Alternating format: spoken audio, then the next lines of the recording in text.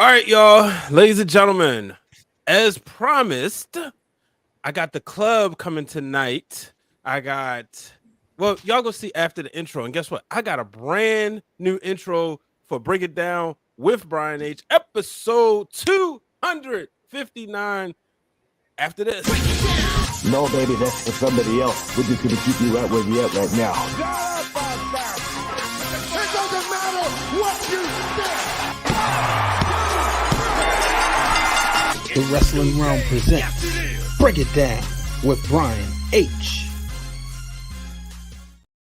Hello, ladies and gentlemen. Welcome to this episode of Break It Down with Brian H. I'm your host, Brian H. Waters.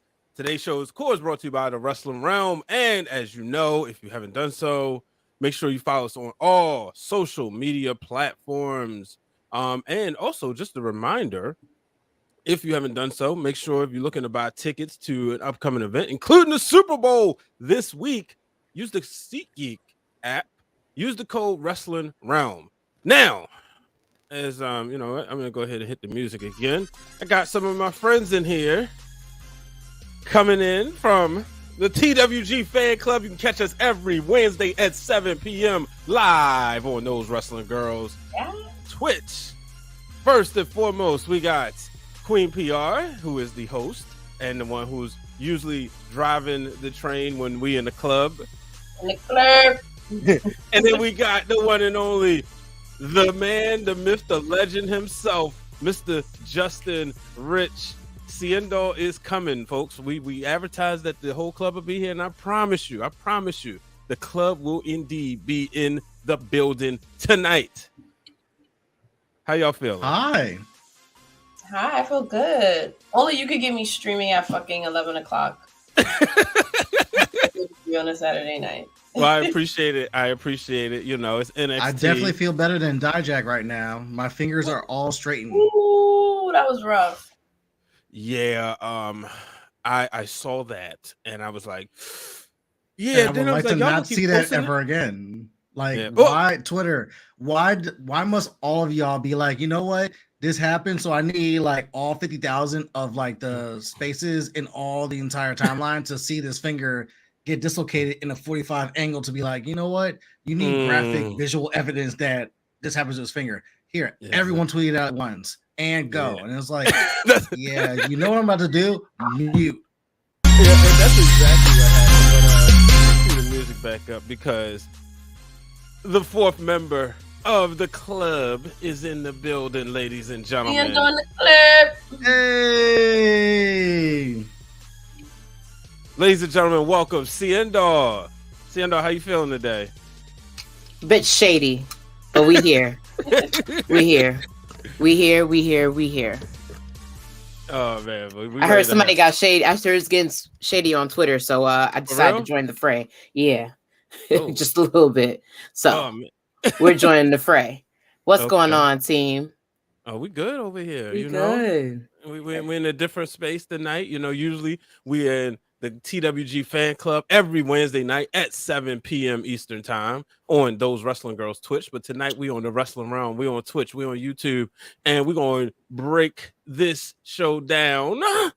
As people starting to join in right now, we got Rakasha Rudolph. So thank you, Rakasha, for tuning in. Hi, Rakasha. That's my homegirl right there. Hey, that's what's day one. That's the day one right there. Yeah. No, she's usually at the club. She usually pops in at the club. So, you know, we definitely appreciate you coming on over here to the Wrestling Realm. But yeah, make sure y'all tweet this out, share it with your friends and family. Let them know we talking NXT tonight, NXT Vengeance Day. But yeah, so you know, I'm gonna switch the rundown because the main event was meh. So I want to talk about. It was giving mid. It's okay to say it. It's called the Midwest because everything in it is mid. Okay? Nah, don't do that. Don't do that. It was solid. The problem was the opener was so good, it overshadowed the rest of the card to where it's like, you know what? Top this. And everyone was like, do we have to? It's like, yeah. But you know, and honestly, if you go back and look at a lot of NXT takeovers, that often has happened before, right? Like I remember when Kevin Owens and Finn Balor said there was no way they was following Bayley and Sasha, and they had a great match. It's just that match was good, but I do think some of the matches were well. So, like I said, I'm gonna switch up the rundown that I initially had planned. We're gonna call it audible, and we're gonna jump right into the women's triple threat match because I thought Roxanne Perez, Gigi, and JC did a phenomenal job. The thing I want to credit Toxic Attraction is their ability to stay relevant after all the controversy. It was truly sink or swim for them, and I think they've been swimming. Let's start with Queen PR. What did you think?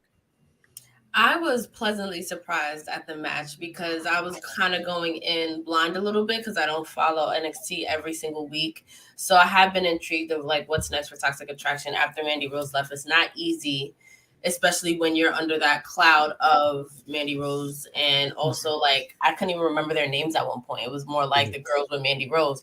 But they were able to play with the tension between them because it kind of has been going back and forth. Like, throughout the whole match, we were able to kind of follow them and kind of go back and forth with them. Are we going to work together? Are we not going to work together? I want to be champion. Everyone wants to be champion. This wasn't for the tag team championship. So, seeing that play out throughout the match where it didn't get tired, it didn't seem like, okay, we've seen this before. Like, you really were like, oh shit, like they are, they don't know what they want to do, basically. Mm-hmm. You add in Roxanne, who has been growing on me so much. She is like, she's so small, but she has like so much intensity and she makes you believe everything that she does. And I was like 10 toes into that match from start to finish. Like, 100%. I think they really brought it. And I think Toxic Attraction now, I know their names now. Let's put it that way. And I'm ready for whatever's next. Yeah. Justin, is it time for them to split? Ooh. Damn. It's interesting because it's like Mandy was a part. They were a trio, and you eliminated one of the main parts of that trio with Mandy Rose. So it's like, let's see if they can sink or swim without the headliner of the trio. But at the same time, like going into this match, like Queen PR, I was like, I'm a Roxanne Perez fan. Between the last pay-per-view and between Royal Rumble, Roxanne Perez stood out. And then even going back to, I believe, her appearance on SmackDown, Roxanne just stood out to her. It's like, I want to know more about her. She has my full attention. I want more of her. Everyone else is like, I'm still learning NXT because I'm still coming back slowly because 2.0 wasn't hitting like that and whatnot. So unfortunately, during the Toxic Attraction, when they were dominating the women's division, it was Mandy Rose and the Sidekicks. It wasn't like New Day where you knew all three of New Day. It was like Kofi Kingston and the rest of New Day. It felt like that with Toxic Attraction. So this match was kind of weird to me because it was like, I'm here for Roxanne. And I'm still learning Toxic Attraction, even though they've been a dominant faction for like over a year. But now that you take Mandy Rose away, it's like, all right, who's Gigi? Who's the other one? Are they going to play fair? Are they going to turn on each other? Now you have a title in the match or title in the middle and whatnot. But I'm just focused on Roxanne because Roxanne's had my attention for like months. Where it's like, I want more of this girl. So I'm here for this match. And the way it developed was really good. It was good storytelling with the two people of Toxic Attraction turning on each other at some point. And then we get to the end to where one costs the other one. And it leads to, that's why they both lose. So I'm here for it. But I was here for Roxanne. All right. Seindole, I know this Wednesday, you're going to grade these, and they're going to be on Seindole's scoreboard. I don't want the scores right now, but I want to know, off of your first time watching this match, what was your overall thoughts as far as the in-ring work? I think these girls are ready to go forward without Mandy. And I said that when Mandy left, I felt like, even though when Mandy lost, we know why she had to lose. But at the same time, I've always felt like those two can do just as good without Mandy as they are with Mandy. I feel like, it's easy to put a stable together and think who's going to be the perfect accessory. I think those two girls were accessories, but I think they shine pretty good on their own. This match proves that, but it also proves that I frankly, I'll grade it and I'll explain it a little bit more, but I think Toxic Attraction is done. I think it's good as gold as it was. There's one performer I'm gonna single out during scorecard that I think she's a future champion, but you won't know until you watch on Wednesday. I've been seeing people say that they're gonna be called up to the main roster to hopefully build up that tag division. Mm-hmm. I don't also we'll get into the tag team championship match, but I kind of wouldn't be mad at that either. But also there's a lot of money in that being like a really good feud for NXT. If they bring it. Well, if they stay there? Yeah, if they stay there and break up, that could be like one of those defining feuds for NXT. But it all depends on how they, do it. No, I don't mind if they stay on NXT because, like I said this on Twitter, like Triple H brought back and brought up a lot of people from July through December because a lot of the question was why wasn't Melo in the Royal Rumble, stuff like that. Why isn't this person? It's like because there's so many people brought back, so many people brought up. It's like you kind of need to wait on this, and this is one of those where with Toxic Trash, like let's wait and let that build on NXT and let them go at it because you also have this third show that you need to build up, and then when it's ready and you have something for them, then you bring them up. But let's not rush them up to be like, we want them in this tag team title picture. It's like, for what though?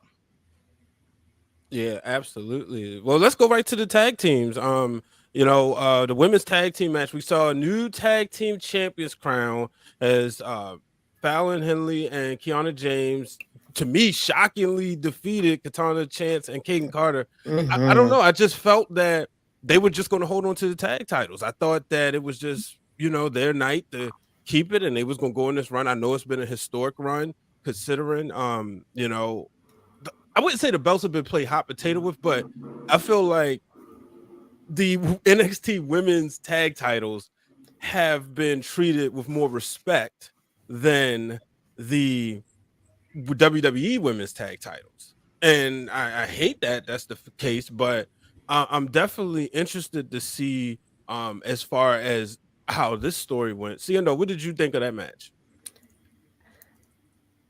I think that was if it came to rankings as to what matches stole the show, I think that match stole the show. Personally, I saw it coming because I'm not gonna lie, if it wasn't for Kaya James being that match, it would have been boring. I'm so high on Kaya James right now. I think she's also main roster future. Like every match that she's had, banger. I think she's kind of like, I want to say the underrated right now in the women's division, because even when they put her in the what match we just have, I'm losing train of thought because I'm trying to think of like these comments are throwing me way off. Taekwon is too funny. He's a regular here in the room. Me too, Taekwon. He's been in the fan club a few times. You know how we get down. Anyways, I feel like with the challenge, I'm surprised she didn't get a pin. Mm-hmm. I thought that was pretty weird, but her athleticism is there. But I feel like they were just looking for something to give her. And it was I like the storyline that's going on, that, homeboy likes her and she's like forgetting her little bouginess and her lawyerness. And she's like, no, I like you. I like the attention you're giving me. And if it takes me dealing with Tweedledee and Tweedledee to deal with you, I'm going to deal with you. Like, I like it. So for them to win, I was just like, this is just going to grow the story even more. Not just for the men, but for her. Her partner needed the win real bad, because I think she's also somebody that slept on at NXT. So you put you put an underrated and a slept on person in a match together, and they put on a banger, and now they're tag team champions. Don't want to downgrade what Cadence and Carter have done. They've done a tremendous job holding on to it for as long as they have, because they are the longest reigning. But everything good must come to an end. And also, you forget, like you said, the main roster needs some tag teams. And they're like a real tag team. They're not. They're friends. Randoms. Yeah. They've been a tag team years now. They have been working on their tag team maneuvers. Like their offense is like you add the athleticism of Katana Chance and everything that Kaden Carter already can do, and the fact that they have like natural chemistry. They're best friends. They've been working on this. I do wish they held on to it a little longer, but they do have a historic run. So it's not like it was one of those flash in the pants title runs. Like Brian said, NXT treats their tag titles a little bit better. To me, they booked them a little bit better than the main roster tag titles. So if this means this shocking, defeat means that they might be able to build up that tag division on the main roster, I'm not mad at it. If that's what it leads to. If it doesn't lead to that, I'm kind of disappointed. But again, it could set up for a rematch. So we'll see. A rematch indeed. Justin, when you look at the direction, do we see a rematch right away? Do you want to see that, or do you want to see them get promoted? I kind of want to see a rematch because I wasn't familiar with this tag team title picture. So to watch this match unfold was like, yo, you guys got me locked in, especially that they had the unfortunate spot of you got to now follow Wes Lee and Dijak and what they just did to open the show on top of Dijak's fingers going in all different directions. You got to go follow all that. But they put on a great match. They put on a great show. They got my attention. I was like, all right, I go into this like I know the champions. I do not know the challengers. I kind of want to see this running back, especially around Mania, because usually you have that show for NXT around when Mania is going around. I kind of want to see them run it back. You don't need this rush to go into Stand and deliver. Bingo. You don't need this rush to promote them up to the main roster because it goes back to what I said previously, where you just have so many people come up. Let NXT breathe a little bit before you bring another set of people up for this division or that division, especially when you don't have something for them. Yeah. You know what I'm saying? So it's like, let them run it back because this was really good. And surprisingly, it maintained the energy that it had for the previous match before, where it was just like so much action. So it's like, all right, run it back. Yeah, absolutely. And we'll see. It's like you said, you got stand and deliver. You still got to sell tickets. So I think, and based on what they did tonight, I mean, give it a big shout out to Charlotte. Charlotte Flair as well, but Charlotte, North Carolina. Obviously a huge wrestling town. I love the touch of having Charlotte introduce all the feuds. Like, if I watch NXT, but it's a lot of this if I'm not watching it live, to be honest with you. So there's sometimes I miss out on storylines. And I thought Charlotte Flair just did an incredible job to open the show and really catch you up on everything. It was like Spark Notes. You're gonna listen when the queen is talking. The facts, it's the reason why she's in the position that she is, and and they make sure to let you know, like, it's been over 1,000 days since they had a live NXT show. I think it was NXT Portland. So they made sure, like, it's been this long since we've had takeover, quote unquote. Yo, like when you just said over 1,000 days, that's longer than Roman Reigns' title run. Just for perspective, so that lets you know. It's been before the pandemic, and NXT. The worst thing that could have ever happened was it to go into those colors, and I kind of understood what they was trying to do, but man, them happy colors, like I said, Mr. Pritchard, we like your podcast. We don't like your creative no more. It was cool. They try to do something different. Something different. This is the remix. It's like, no. We don't want this. We want black and gold. We want takeover. We want this. We like apple pie. We don't want pecan. We want green and gold. Get that shit out of here. We don't want tie-dye colors. Not for nothing. No, who the hell asked for that? Not like that at the time too. Huh? It looked a lot like the Dynamite branding for like a hot sec. Yeah, it did. Exactly. But I do like the belts. They got a little color to them. I know, like, shout out to brother Brandon. If y'all haven't noticed, if y'all haven't paid attention, it was just announced he's coming out with a new belt show exclusively for the Wrestling Realm Patreon. So make sure. How y'all get belts? Who? Huh? What people do I got to contact to get a belt? The hell? Celebrity. Huh? You have to be a Hollywood celebrity. Wow. Because I'm not doing that over here. I'm gonna start. Listen, I'm about to start a petition list for those wrestling girls to have a belt because I'm not. We don't have tag team belts is wild. Hey, contact brother Brandon. Why not a strictly for the culture belt? Ooh. Get me started. well, like we mentioned, the thing about this show is going to really teach you how to, like, as much of a belt collector I am, I'll be real. I don't know how to, like, I didn't know how before to like buy belts. And I remember I was like, hey, I'm thinking about this. He said, is it brass or zinc? Huh? So he had to like break that down for me, whether it's stacked or you know, flat. So it's a lot to it. And his whole the purpose is we want to make sure people don't get got. And so it's gonna be a lot of that. It's gonna be you're gonna hear his take on the Winged Eagle, which I can't wait for people to hear. But if you saw last week's show, you saw that he slickly put every single title that Cody Rhodes held behind him and then told us at the end of the show. So yeah, brother Brandon has like well over 100 belts. So I can't wait for y'all to check that Patreon out. But yeah, let's get back to the show. Speaking of championships, let's go to the world title, and we don't have to spend too much time on that. Oh man, Bron Breakker. Y'all want to know something? As I crack open this Diet Mountain Dew. Oh my God. You drinking acid again? We done had this conversation. We want you to live. Is that sponsored by Uncle Howdy? It's still Uncle Howdy Mercury. and the good people of Bray Wyatt? Yeah. Oh man.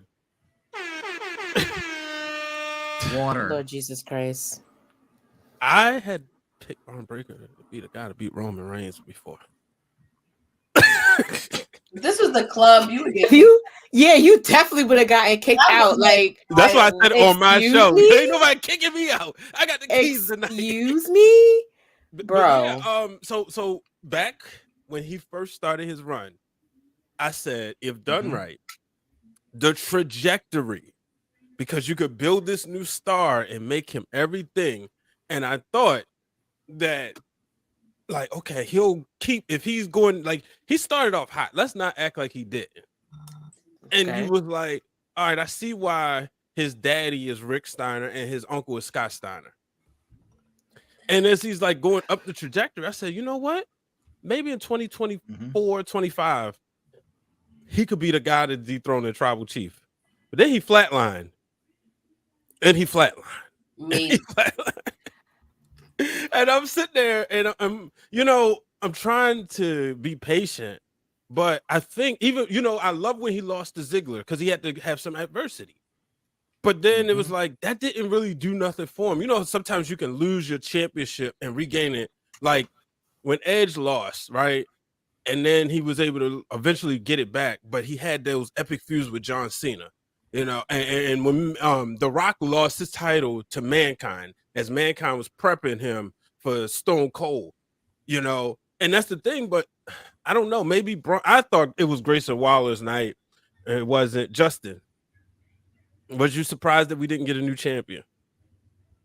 No, because Bron Breakker's been the guy. That's the guy that they established. I was in Dallas at the Raw at the Mania where you have Bron Breakker take that title back from Dolph Ziggler and go on this run since. I agree with you where he was on a trajectory for greatness, and then somewhere it flatlined where he went cold. I don't know about dethroning the tribal chief, but then again, you can honestly say the same thing about Cody Rhodes and like a couple other people where like they were on this trajectory to dethrone the tribal chief, and somewhere they went on a dead end off the road and stuff like that, and they got to go back on the main road and stuff like that. So Bron is like something's missing, and we don't know what. I don't know if it's turn him heel. I don't know if it's getting the right feud. I don't know if it's getting the right partner or something, but it just stopped and it didn't click. And it's just like, he's good, but not great. And right now you want greatness, especially when you're holding that top title. And then you look at the guys who held that top title. You think of Adam Cole, you think of Ciampa, you think of Shinsuke, you think of Samoa Joe, you think of Kevin Owens, you think of Finn Balor, you think of all these great NXT champions. Bron's up there in name and stature, but Taekwon puts it perfect, where it's like the match is just meh, which is not good because we're so accustomed to takeovers where the main event usually delivers. Right. Yes, 8 times out of 10, either the opener or the middle of the card always outshines the main event. But the main event usually delivers. But with Bron, it's like, yo, it's good, but not great. And that's not a good sign where that's your top champion. And it's not that he's like I don't want to. His matches aren't bad. Real quick, shout out to Marty McFlyer and you. He said he did taste the pitch black, but he never drinking it again. It was surprisingly Marty. If you Google this thing called the cleaner, you can literally detox all that crap out by the end of the week because you will need to. Because, like I said, mercury is colored acid, and you need a detox after. Thank you. Continue, P. My bad. Water is your friend, Marty. Water is your friend. Smart water is your friend. PR. But real quick, because Patricia P. Mello Hayes. Carmello. Is this the match that he finally gets over the hump and becomes what we know he could become? Everybody in this stream knows this. Will he become the face of NXT? Because when you look at the past few episodes, he's been delivering. I have to say this, and this is going to be a very soft spot for me, and it may be for everybody else. Will he get the Bianca Belair treatment when we knew she was the most over woman on the roster, but they decided to hold it on Shayna longer? Now, granted, she benefited in the long run, but yeah, I did think that at first, but I think after tonight and like his entrance, and him beating Apollo in such a grand way, and I think it's what I think Taekwon said earlier, that Bron won because it's going to be Mello and Bron as Stand and Deliver. I think that's going to be his moment. He's a Shawn Michaels guy. I could see them building up to that because it's one of those things where we all know it. We're all waiting. Like, will he be the face? Isn't he already kind of the face of NXT? I feel like another little bit, because it's always, Krista B and I were recording today, and we always talk about how it's like the balance between WWE pushing you and like who the fans want. And it's one of those things where it's like Braun was made to be the guy, but is he really the guy? Like, you know what I mean? Like I have never checked for a Bron Breakker, but if I know Mello's having a match on NXT, Letty was watching NXT tonight, the first pay-per-view she ever watched, just off the fact of Mello. So I don't think he's going to be like the Bianca Belair. I think he's going to have his time in the sun for NXT. I think he's going to put NXT on a map. I think he's going to close out the rest of this year, solidifying NXT in a certain way, and then he's going to be put on the main roster and hopefully put on some bangers with Seth Rollins. But that's just my vision. And I never do that. I never fantasy book, but you don't. You don't. I just see it. You get kicked out of the club if you start fantasy booking. I'm just saying. On Wednesday nights at 7. I know y'all are allowed to. I just personally will not. But I just see that. He is so talented. But now, I'm sitting there thinking, and I know there's a lot of like great women to come out of NXT who didn't have the championship. I mean, you could make an argument for your two of the biggest stars. It's not an argument at that point, and that's Bianca Belair and Becky Lynch. But Seindole, what did Carmello show you tonight that maybe something you didn't see before? I'm gonna put this in a way that's going to kill y'all because y'all know I love to cut a good promo. Alexa Bliss is another one. Yeah. Yeah. So it was like, listen, that boy got grit. But y'all don't want to see his grit, so he's forcing you to see that he has grit. And let me explain to you why. Like, how many times has he had a match with Apollo Crews, and you're so good, like it's like the match is gonna be good, right?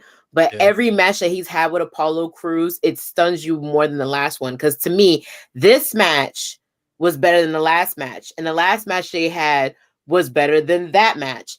They keep putting on bang after banger. Like this is the third time. Actually, this is the fourth time that Carmello Hayes has stole the show and is done better than the match that Bron Breakker has had. And I will say that even at Clockdown, or I've already forgot the name of the goddamn pay-per-view. My bad. Even at that pay-per-view with the Clockdown challenge, that was the match of the night for me. That and the women's version, that was a match. I hate to slam Bron Breakker because I feel like everybody's looking for him to be a legacy fail, but it's slowly turning him into a legacy fail. Like, and it's not him. I feel like he's very athletic. He's good at promo. He's great, but it's just the fact that like maybe a character change is in order. And you know what? I don't want to take the attention off of Carmello. I want to take the because just to wrap up my thought on Carmello, he don't need the NXT Championship in my opinion to even be a main star. Even if he's to lose that stand deliver, I feel like when he gets the main roster, there's so many opportunities for him. Even if him and Trick Williams go, they're going to be tag team champions. If he goes by himself, he's a future U.S. champion. Like I can already see him in theory busting an eye open the way they used to back at NXT. Like I literally just see it. And Marty just literally took the words right out of my mouth. He's giving Luger. That's exactly what I was about to say. He's giving Luger, and that's what it is. It's not, in my opinion, he had like 2 good promos, and then they like fucking put the rocket ship on him, and I was confused. Right, and see it like slowly. You can't do that with everybody. Like you can't see a big buffy guy, and let's be real, because who was running NXT when Bron was coming up? We can't put a title on every beefcake that comes to the NXT. They have to have more. Hold on, that's for somebody else, baby. Let me beef you down. Stop. But look, you lucky to say fan club. Real quick, Seindole, you said something. And I'm going to tie it in to what Queen PR said. She just brought up her sister watching an NXT pay-per-view, and she never does because of one man, one superstar, right? The NXT title needs Carmello for that reason. Nobody's turning into NXT and I can't wait to see Bron Breakker bark. No, nobody's doing that shit. Not for nothing. No one's doing that. When Tommaso Ciampa and Johnny Gargano was having their feuds, when that was a time when a takeover happened and you couldn't wait till Tuesday or Wednesday at the time, you know. And that's the thing. I think if Mello, what happened tonight is going to make people tune in because you want to see what Mello has to say, you know. And the reason why I say, like, you got to, like, it's on USA television, so you got to sell that to advertisers, you know. So, but yeah, you go ahead. I'm sorry, but I wanted to chime in on that part real quick.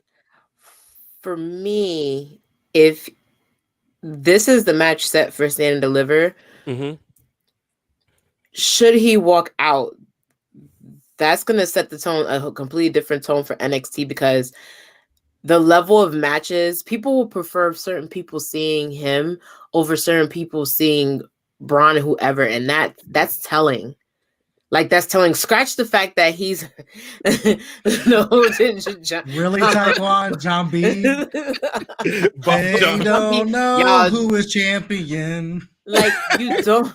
Okay. Like, not for nothing. Like, no one's coming to see him. No one's coming for you. Anybody come to see you, Otis? Like, no one. And it, like, there's so many people that come to see Carmello. That should tell you something. And like you said, the fact that he's a Triple H guy, the fact that he's a Shawn Michaels guy, there's already the investment. They've already shown you, and it's a go off the hand just to take it off of Mel again. You already know I'm high on him. I thought for sure this was Waller's night because I can see him and Waller having a part 2. Because even they have a score to unsettle, because it should have been Mello at that clock down challenge, not Waller. So that I was looking forward to. But it's just me, again, fantasy booking in my own head. But yeah, money's on Mello 1,000% for me. Justin? I mean, Waller was a solid opponent for tonight, but I feel like this was a slow build to get Mello in the title picture, because a lot of people were asking, like, why isn't Mello on the main roster already? And usually 2 reasons. It's either they don't have something for him on the main roster, or they have big plans for him on NXT and they don't want him to come up yet. Similar to like when Bayley didn't come up with the other 4 horsewomen. And they're like, no. We need her because we got big plans and we can't have you raiding the entire fucking performance center.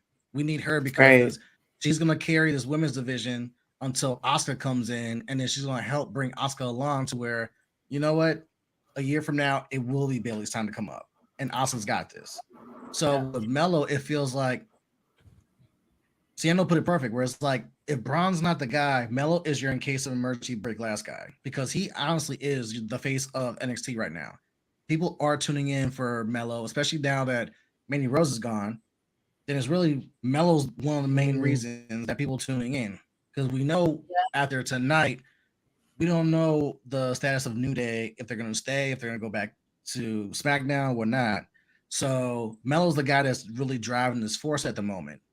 It's not the first time it's happened at NXT, because like there's been times where you forget who's your NXT champion because these other feuds are going on. Like you mentioned Gargano and Ciampa, you tend to forget that while they were having their blood feud, Aleister Black was your champion. Or like when Sasha and Bayley were having their blood feud, you kind of forget like, oh yeah, Finn Balor just became champion. Yep. Or when Asuka was going through her historic title reign, you forget like, oh yeah, didn't Drew McIntyre was champion at one point? Didn't so-and-so was also champion at one point? It's like, yeah, you kind of forget that. So it's not the first time. Yeah. But at the same time, what NXT does is they don't rush things. They're kind of like AEW, that way of long-term booking. So we were going to hotbox Melo to the title. We wanted to make sense, especially where he was just North American Championship. We wanted to be a trajectory where it's a steady climb and not just, you know what, fuck it, panic booking. Yeah. P, what you was about to say? What you got, P? Just about Melo in general is that he's such a nice guy. Like he is so personal. I know, but like you root for him, and those are the things that matter. No, we did the Jordan pick. Yes, we had the 12s at Wale Mania. The lighting wasn't right. Yeah, he's mad cool, but I think just and Trick is a big dude. Like people don't realize, like he got personality, and you know, I like them as a duo. I know I don't know if y'all seen that, like some of like the house shows or the pre-Raw shows where they'll have Trick Williams wrestling in the main event matches, and he has like a totally different look and a totally different gear. I tend to like, you know, I know we talked about that on the Wrestling Around Now podcast. The real Dwayne Allen said he liked the traditional wrestling gear that Trick Williams has, because he feel like the way he coming out dressing like now, if you can't do it like The Rock, you can't do it. But I think he puts his own spin on it. And I want to know, do y'all care about Apollo Crews? We seen the big guy come back. I haven't cared. Commander Aziz. Oh, is that his name? Like, or did they change it? It's Apollo. Like I like no. Apollo's the same name, but the big dude. Because I was like, Commander. I was like, wait, is that his name? And they were like, no, they changed it. I was like, wait, Google, when did he change his name? But I was sitting there and I was like, oh, he got his heater back, and then he turns on him, and I'm like, okay, I see what they're doing. They're reestablishing another big guy, but it makes you kind of feel like, as good as Apollo Crews is this going to be his role? Is he going to be the Black Dolph Ziggler? Yeah. I think so too. I think so. Okay. And it's sad. You know what though? I can get your reaction, Brian, because I feel like there's a crap ton of potential with Apollo, and it's just people are choosing when they want to see it and when they don't want to see it. The way they treat Dolph Ziggler, they want to see him be World Heavyweight Champion, but not for too long. They want to see him be Mr. Money in the Bank and cash it in and be World Champion, but not too long. They want to see him in high prolific challenge, and when they want you to have an ooh and ah match, but they don't want to see him at the Royal Rumble. Is very much so. I want to see you when I want to see you. And I noticed that when they put him against Bron Breakker, and I was just like, why is he back? Like and he's doing a great job, in my opinion, selling the fact that he got sent to the main roster too early and that NXT's his home. Great job selling it. But we all know the history of why you end up back at NXT. And the only person who's been able to make it work in ever history will always be Mandy Rose. She went down there and she was like, if you going to send me back, okay. Exactly. Like, not everybody can do that though. And it's like, if you're going to do that with Apollo, we get it. Like, he's really selling, like really selling you on the fact that he misses NXT. Who missed going backwards? Cameron tried to do it, but they wouldn't let her. And if she would have just not said what she not co-signed with Ryback, she wouldn't have got fired. Yeah. I don't think Apollo's the next Dolph Ziggler. Also, I don't feel like is it bad to be Dolph Ziggler right now? No, we're not saying that, but what's not fair? Not everyone can be world champion. So if Apollo is a strong hand in NXT, if he's one of those people, because he put on a banger tonight with Apollo, he wasn't the main event, he wasn't champion, but he put on a banger. Is that the worst thing that he's kind of that solid player in NXT that can put a banger on with people, put people over, and I don't know if that's necessarily a bad thing. So, being Dolph Ziggler isn't a bad thing.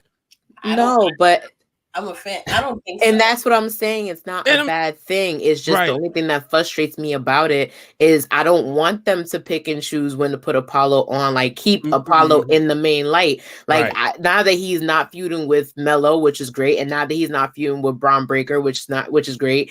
He had a great match with Waller, which is great. Like, don't just shift him off when you feel like it. Like, keep putting him up against the future, because I feel like if he were to come back to me, maybe he'll have a better run when he comes back to main roster, whenever that is, but don't just shift him around when you feel like it. I don't like when they do that. Don't just stick him in with whoever's hot, because that's what they do to Ziggler. Like, they were high on Ziggler and then they stuck him with John Cena and AJ and that whole like weird little fetishly whatever it was. Like, don't just stick him in when you feel like it's hot. Like, he's a worker, and Apollo Crews to me is a worker, but do better with him going and that's forward. what I'm hoping, that he will be able to have this feud with this with Commander Z or whatever they're gonna call him. I'm hoping they can keep this feud going, because I think it will be something special, but it'll keep you tuning in. Now I want to talk about, and Justin alluded to it earlier, Dijak's hand. I want to talk about the match though. Wes Lee, I just knew sometimes, like, you watch a program and you're like, okay, there's no way he's winning. It was a nice run. It was a good story. It's over. And Wes Lee's somebody that I watch come up in the local scene. And, we mentioned Wale Mania. Like, you ever like see somebody you ain't seen in a long time, you give them to do that big embrace? That was like me and Wes Lee. I'm like, yo! But I just thought tonight, I was like, oh, it's coming to an end. And they shocked me, which I'm glad. I like him as North American champion, but I mean, an incredible banger. Justin, you talked about it. Continue. I know you because you was itching to get on it, but I'm definitely interested to hear your thoughts. I've been waiting for this all night. Well, because if one thing that NXT does really well, especially with like takeovers and like their premium live event shows, they start off with a banger. Like, I think back to like NXT Takeover New Orleans, where they came out with that 6-man North American ladder match. They come out in New York with Ricochet and Aleister Black versus the Viking Raiders. They love starting out super hot out the gate. So Wes Lee and Dijak, I was like, yeah, we're about to get a banger right now, because Wes Lee, even though I'm still learning Wes Lee, I'm familiar with him enough to where it's like, that boy good in the ring. And I've seen Dijak enough in person and just on TV to where like I know what he's going to deliver in the ring. He's like a more athletic Gunther. So, and I've yet to see him put on a shit match. So we were getting something great out of that. And they were taking chances with spots. They were taking chances during the match where it's like, ooh, I don't know if that was planned or if that was like a legit bad bump. And that was before the finger started to go in this direction. So it was There's like a picture of it already online. You took a picture with it. You could tweet, look it up on Twitter at your own. Oh, I don't want to look at that again. I'm just gonna look to the right. That's why I didn't. I'm gonna look to the left. I'm gonna make sure. Wait, and 1, 2, 3, it's gone now. And then he tweeted it, which was like, I was like, okay, like it was like he was giving the middle finger, but he was just showing off his finger. I was like, geez. I mean, it's his badge of honor because like they put on a legit banger. Like it was a hot match. You honestly, there was times where they got me where I was like, wait, is he about to lose his title to fucking Dijak Cabretti and whatnot? I was like, no. And then at the end was just like, dude, how are y'all still like alive?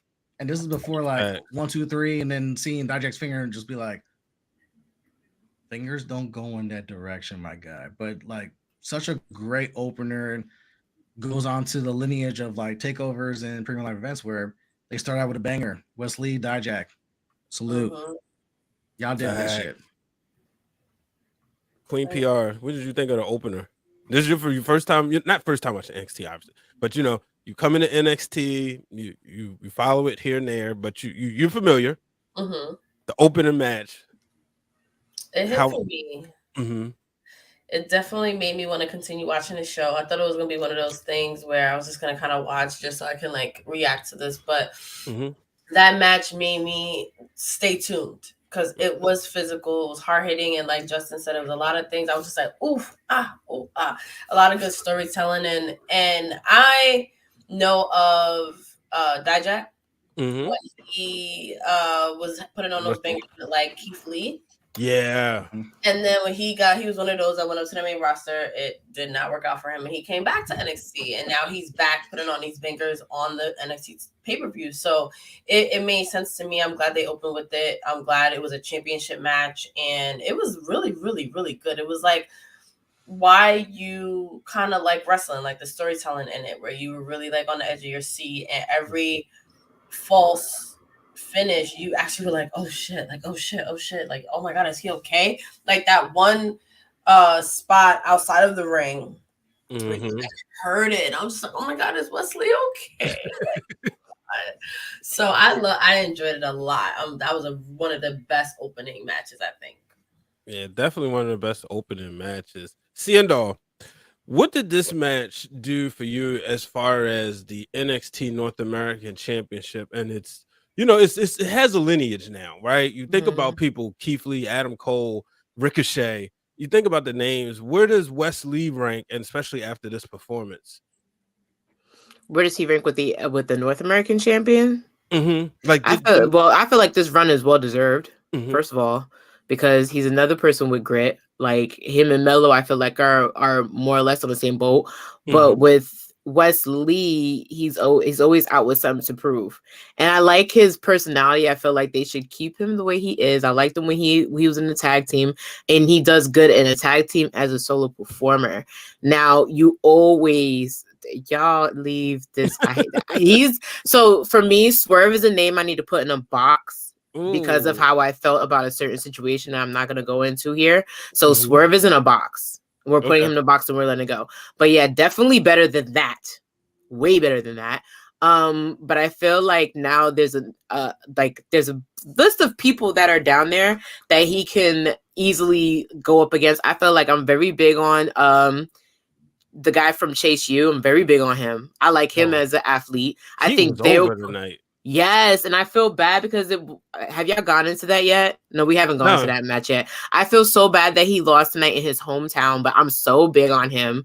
I'm really big on. I like the fact that Drew Gulak is back because I feel like those two have a good banger, and there's a whole bunch of other performers that I feel like with Wes Lee, it's gonna be like, listen, I know y'all thought that I was like the underdog and all this stuff, but I have something to prove. Just give me anybody you wanted to give me, and I could do it. And like, he went up against somebody who's like 6'3" and won the match. So if that doesn't show you that he's definitely it actually felt competitive, like right. Small guy, big guy match. Like it was right. Good. It was actually good. It wasn't like a potential squash or like all of a sudden Wes pulls it out of nowhere and he won. Like, no, they both worked back and forth to the point where somebody broke their damn finger. But nonetheless, I feel like Wes has definitely proven himself deserving of that championship. Yeah, I was glad I was wrong because I just knew this was gonna be a squash, or at least every time like he would hit a big move, I said, all right, here it is, it's about to be over. Let's go home. And then they just kept reeling me in. And that's the reason why I watch wrestling. Like, in sports, there's the term it's a reason why you play the games. In wrestling, it's the reason why you have the matches. It's a reason why I'm not booking and I'm watching, because I don't want to know how everything is. And that's the thing that I believe NXT has done very well. And this is what takeovers have always done so well, which is why I'm so happy this is the first time they're in front of a crowd since the Portland show, because like it really makes a difference when you get away from your comfort zone. Let's see if you can do this on the road, because this has always been the measuring stick of like, can you actually work on the main roster? Because Dylan, why are you mad? It's one thing to do like Full Sail or the CWC or whatnot. It's another thing is like, all right, pull up in Charlotte. Let's see if you can put on this banger in front of 15,000 people. Yeah. And that's the thing, like the Florida crowd is spoiled. Like they get it every week, right? So unless you somebody from out of town, for the most part, they're dancing in front of the same people every week. So it's good to see them come and go into other places. I went to an NXT house show and I thought it was like one of the greatest things. First of all, to warm the crowd up, they played Sasha and Bailey's match from Takeover. And it was like, all right, we're gonna show this match. And then you sitting there watching it and you're like having the same emotion that you had before, but you're watching with fans that you didn't watch it with before. And then they gave us the the full-fledged match for the match card. And like we talked about before we get to the tag match, because we brought this up on the Wrestling Realm Now podcast. How would y'all feel if you seen Bobby Roode come back to NXT and be glorious? Oh my God, no. You don't like it? No. No. Really? You don't like it? No. Because it works so well in NXT, and then he got to the main roster, and Vince was like, okay. They put too much juice on it. Exactly. So here's my thing. If they would just leave Frick alone, he had a following going into WWE. He didn't need any extra juice. He didn't need nothing. They needed to let his following come with him. And then they changed who he was. Like, they changed him way too many times. You put him in a tag team. Like, leave it alone. The dirty Y'all dog with Dolph Ziggler. Leave it alone. Like, leave well enough alone. You see how they left AJ Styles alone, right? Yeah.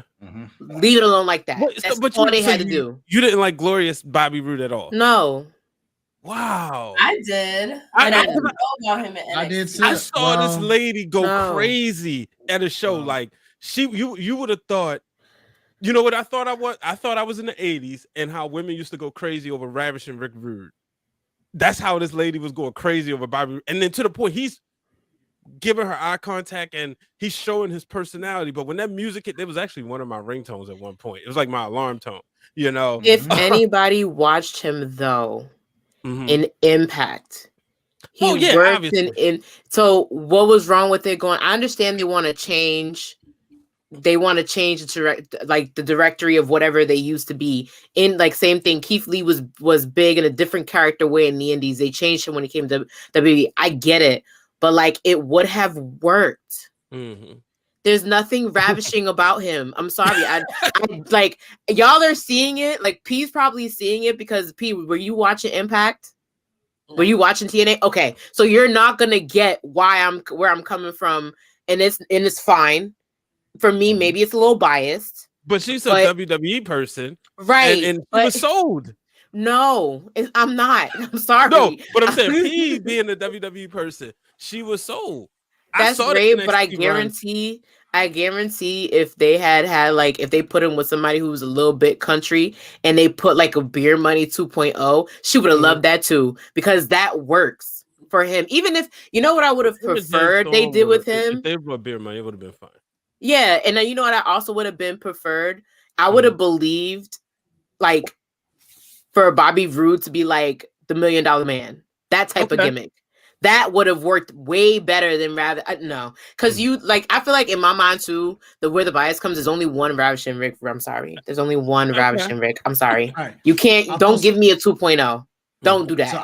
So I'll throw Seindole some bail because I see where she's coming from. It's like when you watch Shinsuke in New Japan and then you watch Shinsuke in NXT/WWE, where it's like it's not the same person.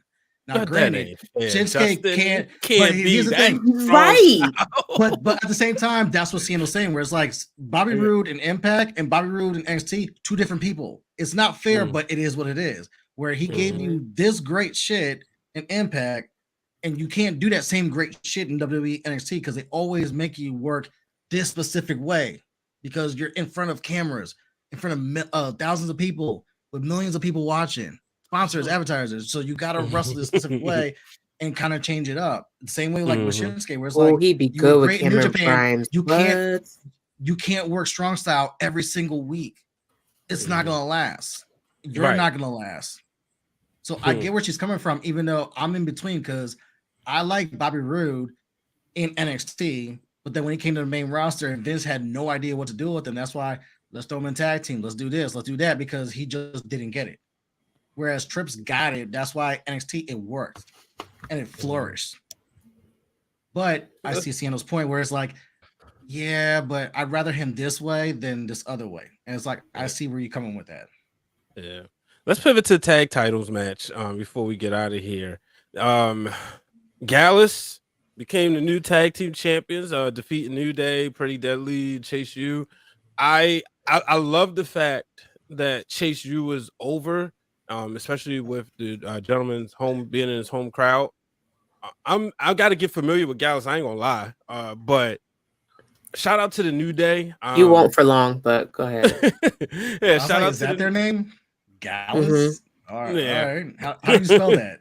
Yeah, but yeah, shout out to the New Day for just kind of giving that tag team division a rub. They needed it because this would have been a match that wouldn't have made the card if we being honest. P, I know you're a huge fan of the New Day, so how excited was you when New Day became NXT champions, and was you disappointed that they lost the titles tonight? I was happy that they went back to NXT because it was something that they never did. They never held the NXT Tag Team Championship, so I was excited for that. And it gave NXT that rub, that New Day rub, and they're going to bring their greatness wherever they are. You're going to be into it. But I wasn't surprised that they lost because I don't know. Like I didn't see them being like long-term champions. Like I really thought it was like a little influence thing. Like let's put our influence on this division. Let's go back, do something New Day has never done. Let's do something to like uplift these other tag teams that I was not familiar with or cared about until New Day was in a tag team championship match with them. So I wasn't surprised that they lost. I have to get more familiar with who dethroned them, of course. But that match more made me interested on like what's next for the New Day. Like I know we're talking about NXT, but it's more like what now? Like they went to NXT to make history because they've never done that. But what's next? What would you like to see from them? Dylan actually tweeted a heel run for them. Oh, it's something that they haven't done in a while, and it would be for something fresh because as much as I love the New Day, I have been fighting that feeling that they're getting a little stale. Mm-hmm. We've seen it. We've done all of that. We've done so much with them. They've held every championship. They've held records. What's next? And I think a heel run would be really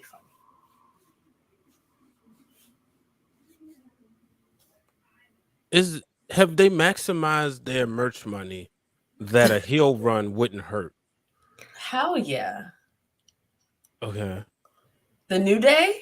Yeah, like do you think they've got all the money? You think they bled out all the money that they can get that maybe, the heel run could kind of refreshing that? Because usually that's the reason why they just sent them to Australia to watch the US Open. I say they have an unlimited black card when it comes to what they've passed out. No, but what I mean is, all right, so this is what I'm saying. All right, CM Punk complained that when he became a heel, he left money on the table.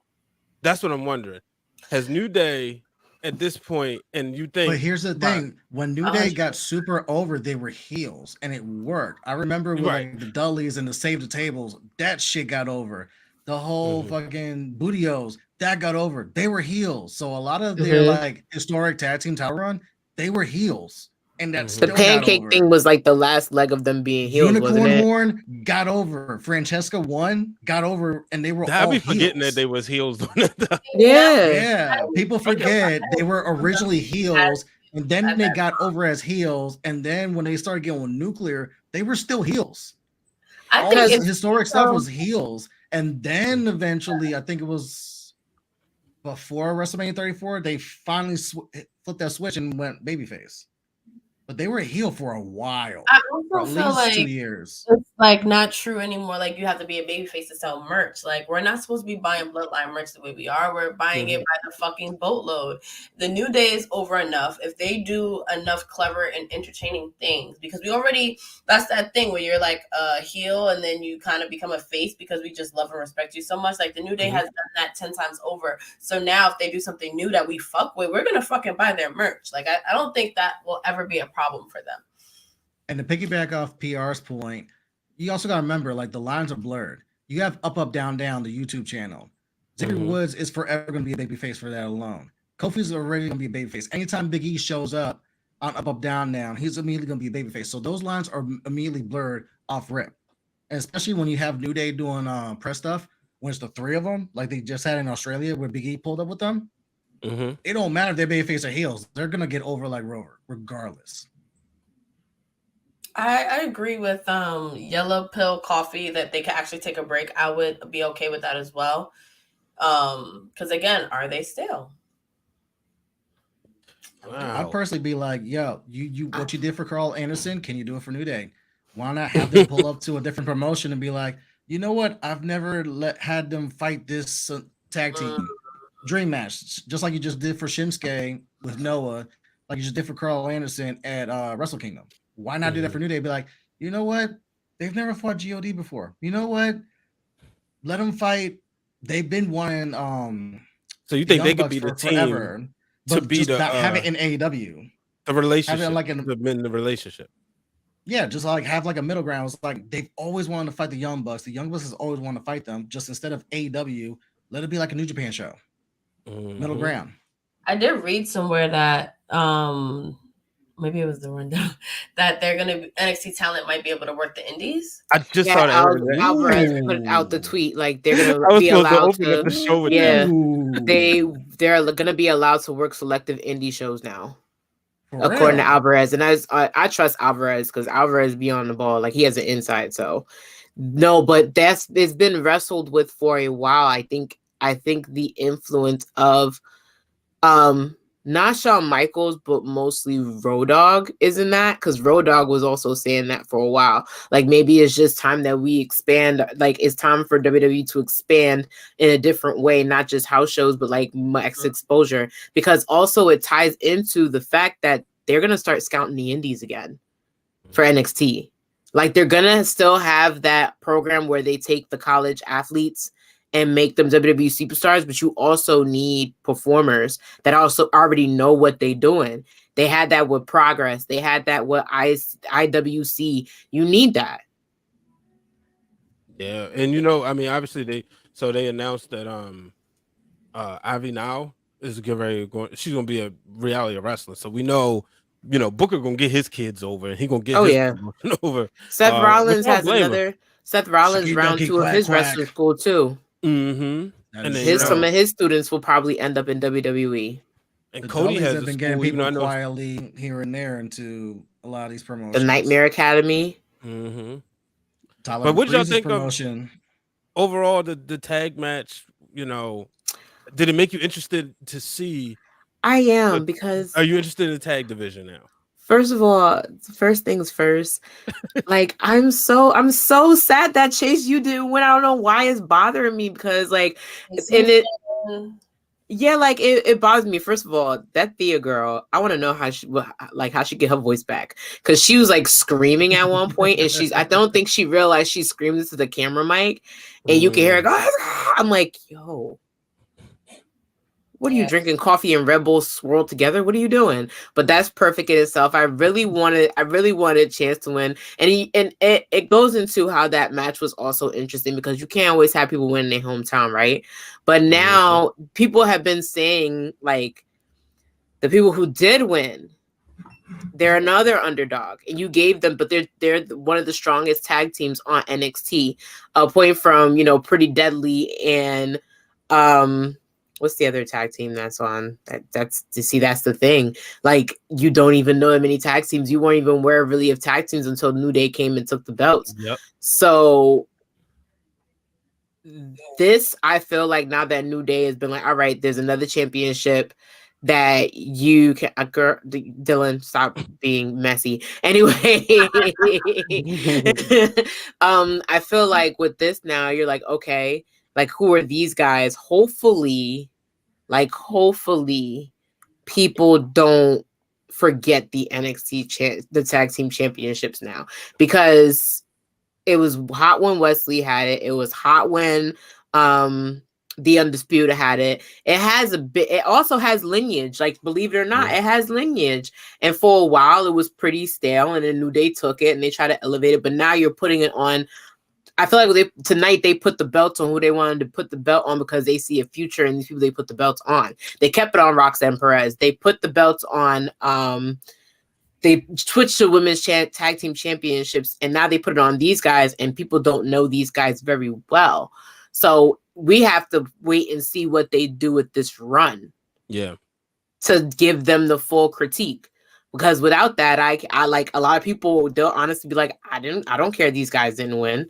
Like, they forgettable. They're just like to me, they gave me if Drew and Sheamus were to teach another Irish lineage how to wrestle, boom, that's who you have. But the way they worked that match very well.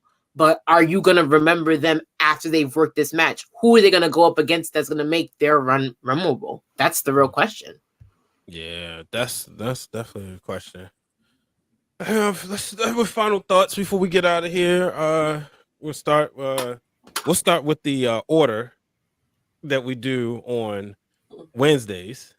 So we'll start with Justin. Final thoughts of the show. I'm just happy NXT is back outside because it makes a humongous difference when you're in front of 15,000 people in a live crowd away from Florida versus doing the same stuff in the CWC or wherever they're doing their shows at. Like, this made a huge difference after the first match. I was like, this feels like TakeOver. My final thought, this is a Triple H. I know you like naming NXT different stuff. I don't know if this is a trademark thing. I don't know if this is an IP thing. Can we just go back to calling it NXT takeovers now that we're back outside? Because it has a nostalgia feeling. It has a certain je ne sais quoi that a lot of this stuff other doesn't have. Like, when you hear NXT takeover, it's like, boom, I know I'm getting greatness. I know I'm getting one match that will be a match of the year contender. I know I'm getting a super lit card. I'm in. Like, that excitement for takeovers, we are in. Can we just go back to calling it takeovers versus Vengeance Day, Stand and Deliver? What was the last one? Fucking Deadline. Just Deadline, yeah. Halloween Havoc could be an exception. Halloween Havoc could be an exception, just like how AEW has Grand Slam for like their show. But like, takeovers really mean something. Can we just go back to that? That's my final thought. I'm going last, but Seindole? Me and Justin gonna argue tonight because I don't want them to go back to TakeOver. Like, so here's my thing, right? So y'all know, don't go backwards. I feel like if you start calling it TakeOver again, you're going backwards. But you want to go backwards with Bobby Roode. No, I don't. I don't want to go backwards with Bobby Roode. No. I don't want them to go backwards with Bobby Roode. I want them to let Bobby Roode be Bobby Roode and stop trying to make him somebody from the past in the current. That's the difference. And you're doing the same thing with TakeOver. You want TakeOver to have now effect. No, it's a brand new generation of NXT. Like, let them grow into their own. They've done great in Deadline. They do great in Stand and Deliver. And tonight they did great again. Valentine, like NXT Vengeance is NXT Vengeance because you don't have the Vengeance pay-per-view on the main roster anymore. I'm done with you. Headlocks and hip twists. See, why do I always want to have to remember the damn name of this payper-view? No. Let me finish what I got to say before, because these people in the comments had me dying on the inside, and I'm trying not to laugh. Like, so here's the thing. Like, it works. Like, the only thing that I like to say, like, NXT TakeOver forever in our hearts, it exposed us to, it exposed us to a brand new world to say that WWE Raw and WWE SmackDown are not the only two rosters that can put on great entertaining television. You have the future. Like, let them keep coming up with new stuff, because listen, y'all going to say that we can go back to TakeOver and then we have TakeOver and everybody's going to be piss and poor about how it wasn't like it was before. Great. You know how you prevent that? Start giving us new shit. There you go. Call it NXT New Day. Even if you want to do that. Like, I'm fine with that, but it don't need to go back to the way it was. Like, we need to stop. I feel like we need to stop doing that. It doesn't need to go back to TakeOver. TakeOver is something that I feel like whenever I think TakeOver, I'm going to think about the Undisputed Era with Adam Cole. I'm going to think about Sasha and Bayley putting on, like, my first Brooklyn event in a long time was NXT TakeOver in Brooklyn. I'm going to think of that, like, nostalgic moment. So give these people their own nostalgic moment. A lot of people are very nostalgic about that, about this being the first. Y'all always do this when I have a final thought. 2 out of 3 falls. You'll be able to lose, but okay. You lose, but you don't lose. I do low blows. I'm a heel. Don't forget. Anyways. That's why she critiqued mine. Exactly. Oh, you missed the new intro. Did I? Yeah, you missed the new intro to the show. I'm gonna have to watch it back. You was late. Watch it back. Yeah, because I do low blows. I do low blows. Yo, Dylan, can we get the gif for that? Pshaw to your low blows. Yo, shout out to Dylan, the GIF king. We take the bubbles out and be like, yo, what's good? Listen, Justin. He said, fly him over, he'll ref. Exactly. Anyways. Dylan gonna be on one leg crawling around, but bro, we got you. but continue, CNO. Continue on how takeovers can't compare up. And they don't compare up. Y'all want them to compare up. We're not comparing that up. I'm sorry. Like, not for nothing. This culminates, like, the way that everybody was invested. And you could see the chatter online. There are people that are like, I don't want NXT, but I will tonight. Let it be that. Let people gravitate towards new NXT. Like, why are we going to try and use TakeOver as a way? Like, oh, if this TakeOver is going to be the old same way. No, because then you're just proving that NXT's current can't build without going back to the past. And we don't need that. There's too much of that already. Like, we just talked about a Royal Rumble that we all enjoyed without legends. And if you missed it, tune in to Fan Club. Exactly. On those Wrestling Girls Twitch. It's still on demand on the Twitch channel, so make sure you check it out. But because I kept getting cut off, the last 3 things I'm going to say is Mello is... I'm cooking. Exactly. Mello is money, number 1. Number 2... I still think Chase U should have won a tag team championships. I don't care. And I really, however, even though I'm not a huge, I'm getting tired of Bron Breakker, to be quite honest with you. I do think his match at Stand Deliver with Mello is going to be a good match. Ooh. So let's put it at that. Well, hashtag CM You're going to leave me alone, Justin. You gonna leave me alone? You open this door like Uncle Howdy. I'm just walking through and be like, "Yo, you see what you started?" I open the. You call me. You saying I open the forbidden door? Let's not do this because we on. Let's not do this because we on Brian's show. We're gonna save it for the fan club. It's all right. Bet. Go ahead, P. My final thoughts. I want to watch more NXT. Mm-hmm. That's my final thought. Hey, like, I loved walking past my sister's room and she was fucking watching Vengeance and I was like, oh, this is dope. So Tuesday nights. That's awesome. That's awesome. Well, ladies and gentlemen, final thoughts. First and foremost, I want to thank everybody who joined me Wednesdays at 7 at the club when, Queen PR hosts the fan club on those Wrestling Girls Twitch channel. I'm glad that they was able to join me here on Break It Down with Brian H, episode 259. I used to cook these every week, and then the Wrestling Realm Now podcast was born, so I ain't have to do it no more.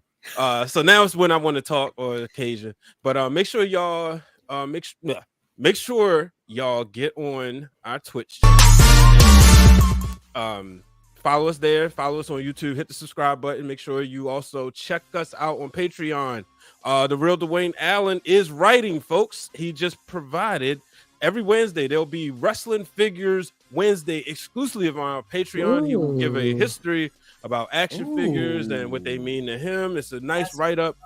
So yeah, make sure y'all check that out. It's really good. I read the first one. It took me back. I'll give that away, but it definitely took me back. Make sure you also, I got some writings on there. I got a conversation, a summary of my Royal Rumble experience on the Patreon. So make sure y'all check that out. But be here on Wednesday. Be here Wednesday, 10:30 p.m. Eastern time to check out the Wrestling Realm Now podcast with myself, the real Dwayne Allen, and Brother Hugh.